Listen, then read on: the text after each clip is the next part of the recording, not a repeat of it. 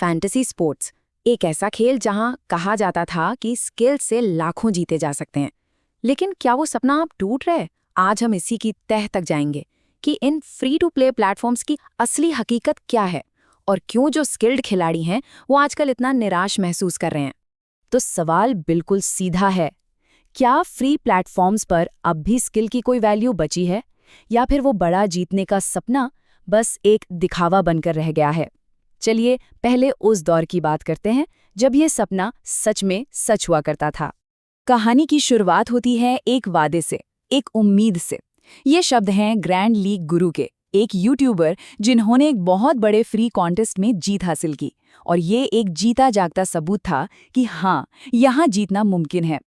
और देखिए, ये कोई छोटी मोटी रकम नहीं थी, पूरे 1 लाख रुपए। ये इस बात का पक्का सबूत था कि असली कैश प्राइज जीता जा सकता है। और सच कहूं तो यही वो सपना था जिसने लाखों स्किल्ड प्लेयर्स को अपनी ओर खींचा था। उस समय जीतने का अनुभव सिर्फ बड़ा ही नहीं बल्कि काफी भरोसेमंद भी था।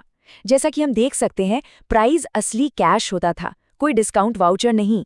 पैसा टैक्स कटने के बाद मिनटों में अकाउंट में आ जाता था, और सब कुछ पूरी तरह से कानूनी था।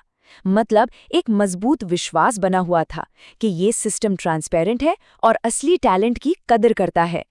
लेकिन फिर कहानी में एक मोड़ आता है। जो अनुभव कभी इतना अच्छा और भरोसेमंद था, वो अब बिखरने लगा है। खिलाड़ियों का भरोसा धीरे धीरे कमजोर पड़ रहा है, और इसकी वजह काफी गंभीर है। तो ये गिरावट आखिर शुरू कहाँ से हुई? सबसे पहले तो सिस्टम में ही गड़बड़ होने लगी। रोज की तकनीकी दिक्कतें और खराब सपोर्ट यूजर के एक्सपीरियंस को लगातार खराब कर रहा है। आम शिकायतें कुछ इस तरह की हैं। ऐप इतना ज्यादा गर्म हो रहा है कि फोन हाथ में रखना मुश्किल हो जाता है। डेडलाइन से ठीक पहले टीम एडिट ही नहीं हो पाती। और वॉच अलोंग जैसे गैर जरूरी फीचर्स को जबरदस्ती गेम के बीच में डाला जा रहा है, जो खेलने का पूरा मजा ही खराब कर देता है। और मान लीजिए इन दिक्कतों के बारे में शिकायत की भी तो कोई सुनने वाला नहीं है। स्रोत की माने तो कस्टमर केयर सिस्टम अब लगभग लुल हो चुका है, मतलब बेकार।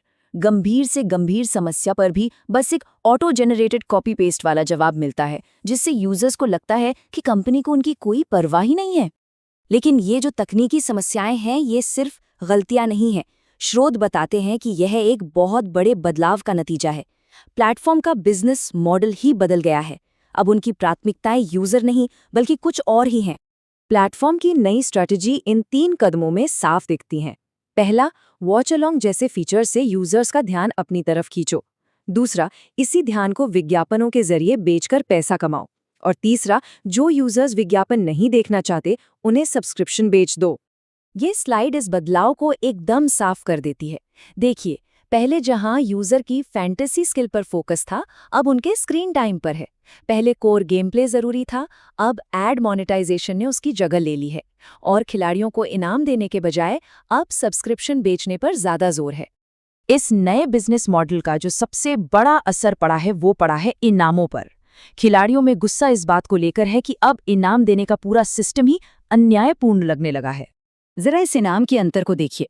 रैंक 1 को मिलते हैं 25 लाख रुपए, और सिर्फ एक रैंक नीचे रैंक 2 को मिलते हैं महज 10,000 रुपए। ये जो आसमान जमीन का फर्क है, ये स्किल्ड खिलाड़ियों को यही बताता है कि टॉप स्पॉट के अलावा उनकी मेहनत की कोई कीमत ही नहीं है। और ये खिलाड़ियों की सीधी सच्ची प्रतिक्रिया है। जब घंटों की रिसर्च और स्किल लगाने के बाद हजारों विजेताओं को इनाम में सिर्फ 1, 5 या 10 रुपए मिलते हैं, तो उन्हें महसूस होता है कि उनका अपमान हो रहा है, जैसे उन्हें भीख दी जा रही हो। ये चार्ट पूरी कहानी खुद बयां कर रहा है। प्राइज मनी का एक बहुत बड़ा हिस्सा सिर्फ एक विजेता को मिल जाता है, जबकि हजारों अच्छे खिलाड़ियों में बची खुची रकम बांट दी जाती है। ये सिस्टम अब स्किल को नहीं बल्कि एक तरह से लॉटरी को ज्यादा बढ़ावा दे रहा है। और हद तो तब हो जाती है जब एक फ्री कॉन्टेस्ट में ही टीमें बिकने लगती हैं। नॉन एक्सपर्ट्स जैसे कि कॉमेडियन अब वर्चुअल कॉइन के बदले टीम बेच रहे हैं। इसका मतलब है कि असली रिसर्च और स्किल की जगह अब पैसा ले रहा है, जो इस पूरे सिस्टम के मकसद पर ही सवाल खड़ा करता है। इन सबके बीच जो वफादार और स्किल्ड यूजर्स हैं, वे अब बदलाव की मांग कर रहे हैं। वो प्लेटफॉर्म को छोड़ना नहीं चाहते बल्कि उसे सुधारना चाहते हैं। तो स्किल्ड यूजर्स आखिर चाहते क्या हैं? उनकी मांगें बहुत सीधी और सिंपल हैं। एक भरोसेमंद ऐप हो, बिना जबरदस्ती वाले फीचर्स हों और एक ऐसा कस्टमर सपोर्ट हो जो उनकी बात को सुने।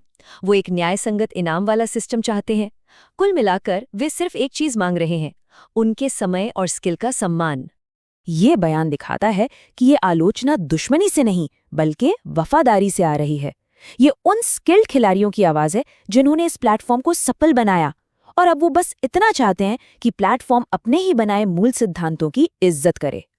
और आखिर में ये एक सवाल बचता है, इस नए दौर में जहां सारा फोकस स्क्रीन टाइम और विज्ञापनों पर है, क्या खिलाड़ी का सबसे कीमती संसाधन यानी कि उनका समय ये वो अकेली चीज है जो बिना किसी असली इनाम के बस खर्च होता जा रहा है? इस पर सोचना जरूरी है।